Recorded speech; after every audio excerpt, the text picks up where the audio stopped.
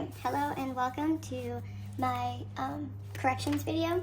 I'm going to try my best to do this like Jeff Hansen, kind of do step by step of why and how I got to where I'm going.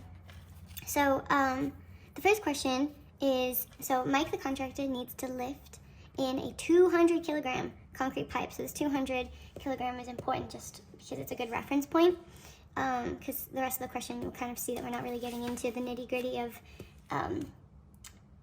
calculating how much like stress, strain, what the kind of global, like solving for global equilibrium, like we don't really, it's important but not that important in this little bit. Using two cables, this is the important part down here. So using two cables of the same material, if one of his cables is larger in diameter, which one should he attach to B and which one should he attach to C? So this is the diagram right here, so we can do a little quick sketch of it. So we have like a little hook right here. Let me get my straight edge really quickly. We're gonna draw a little line from here, and then notice that this one's like a little bit shorter up here, kind of over exaggerated a little bit. And then we have the 200 kilogram mass down here. I'll make it a little bit more like 3D, kind of more of a pipe-like.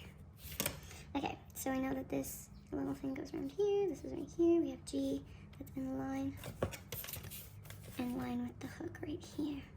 This is point G, and we know that the angle here and the angle here. So this one is small, just kind of copying the picture. This one is big. We know that this is B, A, C.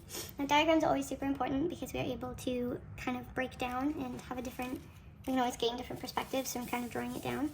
So again, going back to the initial question, which one should he attach to B and which one should he attach to C?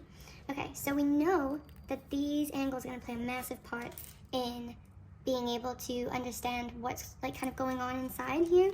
So we are going to have, I'm going to kind of draw out what we're seeing here, but space it out a little more. So we're going to have a little triangle here with a small angle up at the top.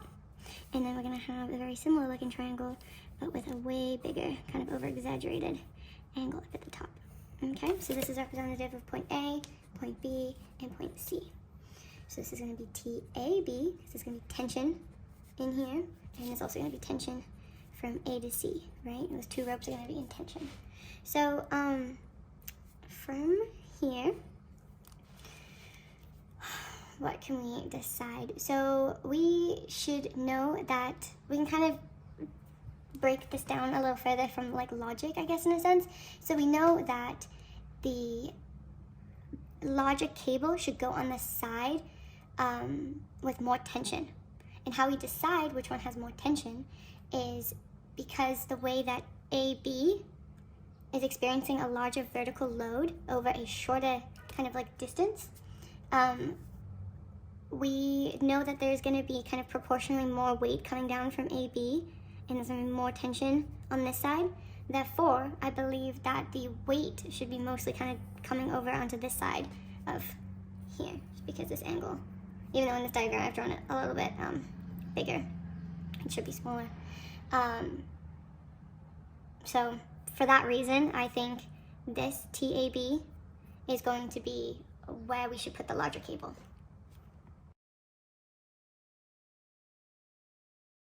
Okay, so, cool. So 1B says, Joanne, the engineering project manager, is trying to explain to Mike why engineers over-design members and don't use the entire strength of a member. So we're going to give Mike 5 good examples or reasons why you should not design for absolute strength, failure, or yield strength.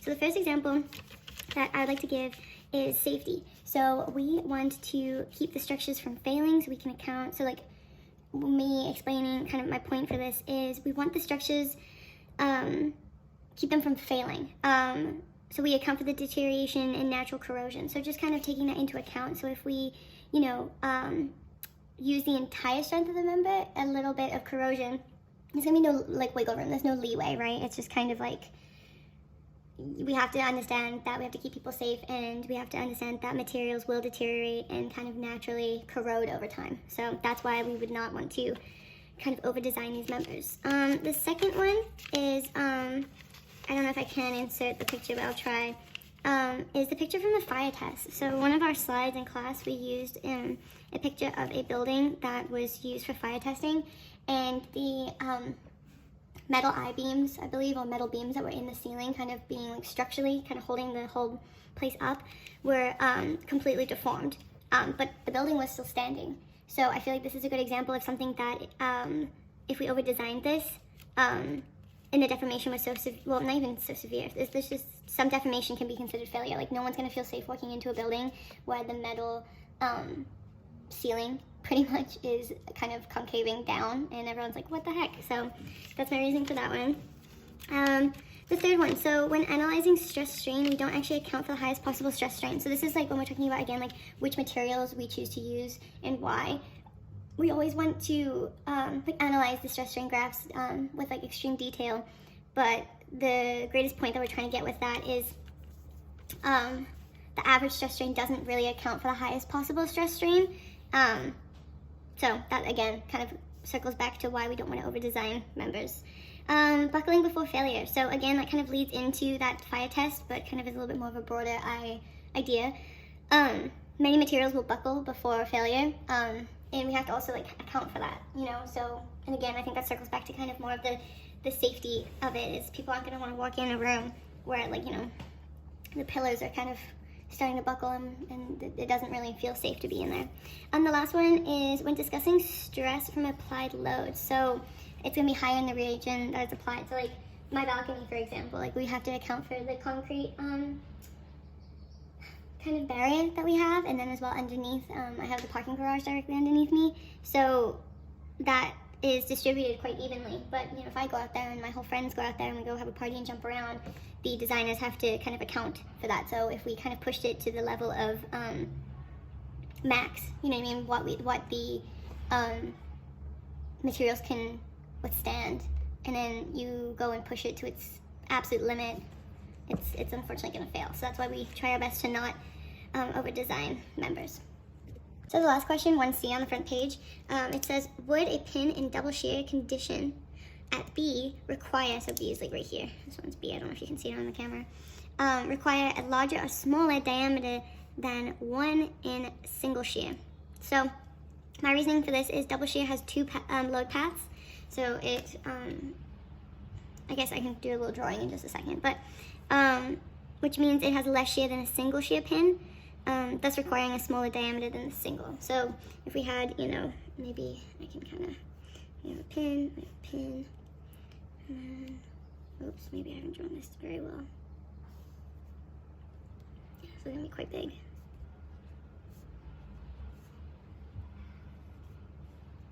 So like, it's pretty ugly. But we know that we're gonna have two shears going over here, so it's almost like half of the shear. Whereas if we were doing something like this is the wall, sorry, I probably should explain that, versus if we're gonna have something with just, oops, that should touch. So then we're just gonna have shear coming up this way. So this diameter here would have to be greater than this diameter here, purely based on the fact that you have the shear basically distributed over two different load paths versus just the one. So pretty cool stuff. Okay, so this is question 2 on exam 1. So the question reads, given the following beam that has only vertical supports at A and B, so that means we're only going to be dealing with AY and BY,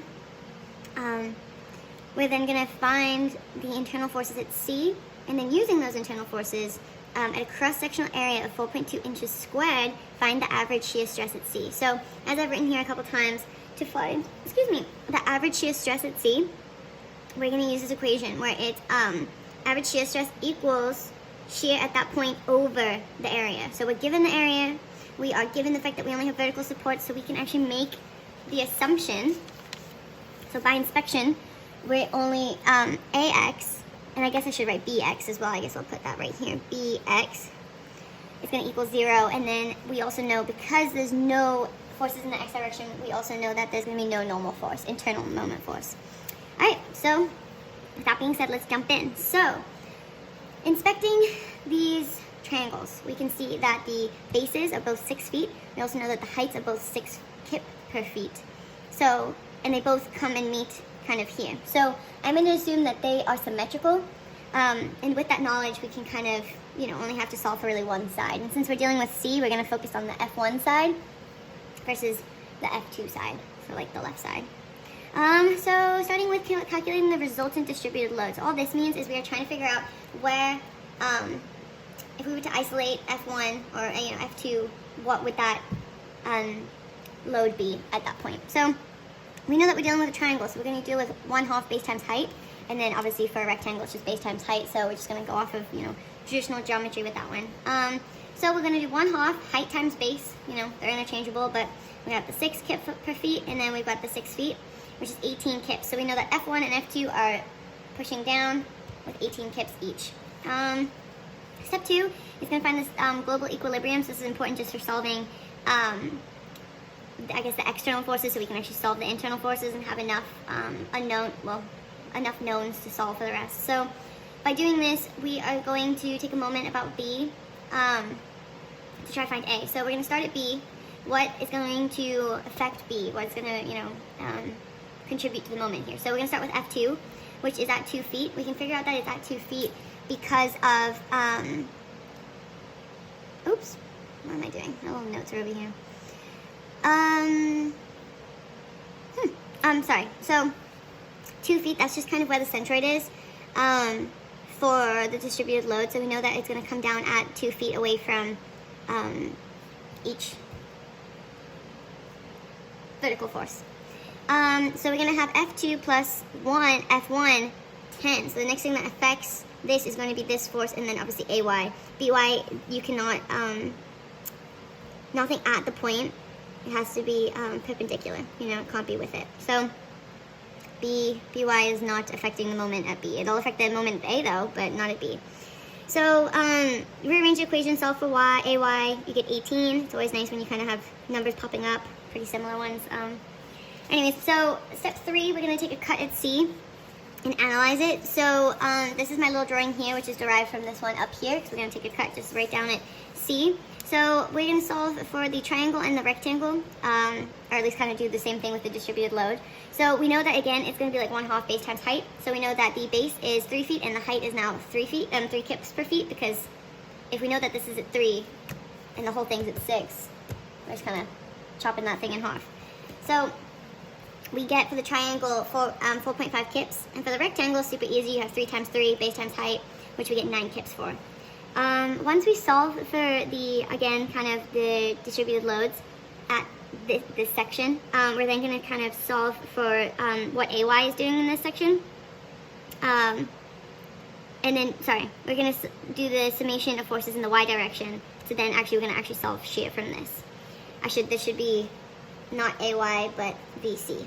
So we're going to rearrange the equation. So we know that AY is going to be in the positive direction. We have shear, which is going down. We have the resultant triangle and the resultant rectangle, both coming down. We basically plug these in, rearrange for shear, but we have AY, which is this 18, the negative 4.5, and the negative 9, which we got from these equations up here. Once we have shear, we're actually going to solve for moment too. So we're going to take a moment about A, or summation of forces about that. So again, we're going to have the negative resultant triangle, and we're going to do 1/3 times 3. So the reason why we do 1/3 is because of, that's the centroid distance, the centroidal distance of it. So when we're talking about triangles, it's just kind of one of those rules we have to follow. Same thing with the resultant rectangle, 1/2 times 3. And then same thing for 3 in this case is the distance. Sorry, I should probably specify that. And then we're going to add MC onto this because that will also be kind of creating the moment about A. Rearrange for C, we're going to have the 4.5, which comes from the triangle, the 9 that comes from the shear, and, the rectangle. Hang on. Yes, my bad. So we're going to have the triangle, the rectangle, and the shear, and we're solving for this one. So that comes from this number, and this number. We are going to rearrange the equation, solve for MC. We get this lovely little number right here, 31.5 25 kip. Now using these two, well, just this one really, just shear. So we're going to do the average shear stress, which is going to be shear at C over the area that was given in the original statement. And we are going to come out with the average shear at C is going to be 1.07 kips per inch squared. And there you go. There you have it. Alrighty, this is question 3 from exam 1. So the question reads, given an applied load P of 10 kilonewtons and all pins are in double shear as shown, determine, let me put it right there, determine the shear stress in pin A if the diameter of the pin is 20 millimeters, and B, if the yielding stress of the pin is 225 MPa, what is the factor of safety for the pin? So first of all, here's the original picture. I just kind of redrew it here.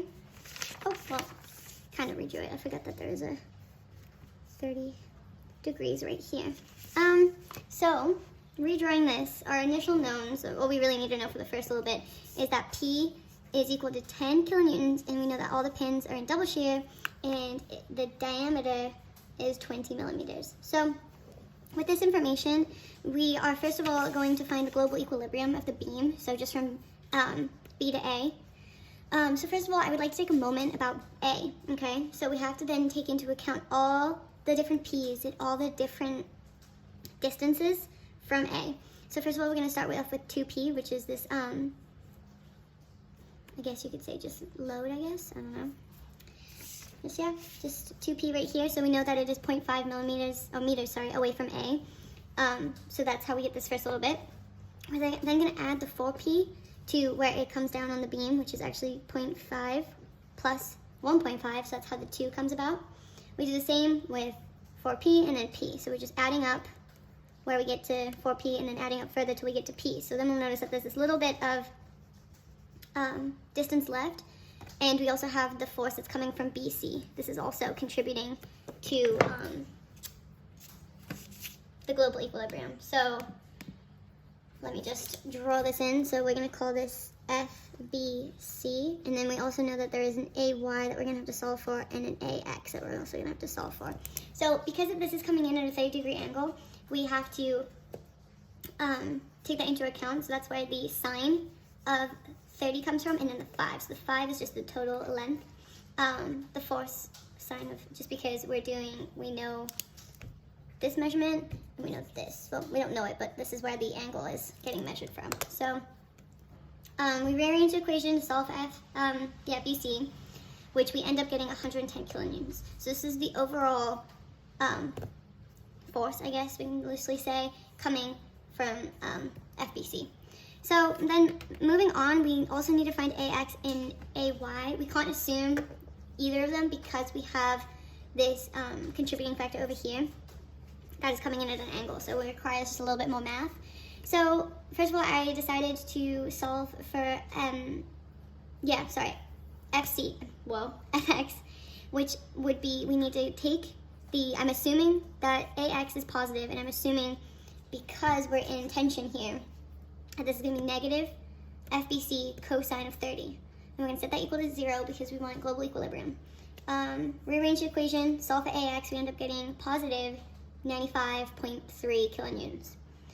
We would like to do the same thing for FY, and then kind of just solve for AY, kind of in a similar way. I'm assuming AY is going up, it's positive, and in this case, I'm adding the force from the Y direction. And then also we need to take into account the 2 plus the 4 plus the 4 plus the 1.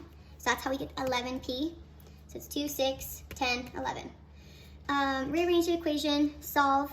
P will substitute in for 10 kilonewtons. So that's how we got to 55 kilonewtons here. So once we've achieved global equilibrium, we then move down and we start calculating for FA and for shear. So let me just look back at the question. So this is when we're actually determining, so this is still part A, and then C down here is actually B. So this is like A1, A2, and then we'll go B1.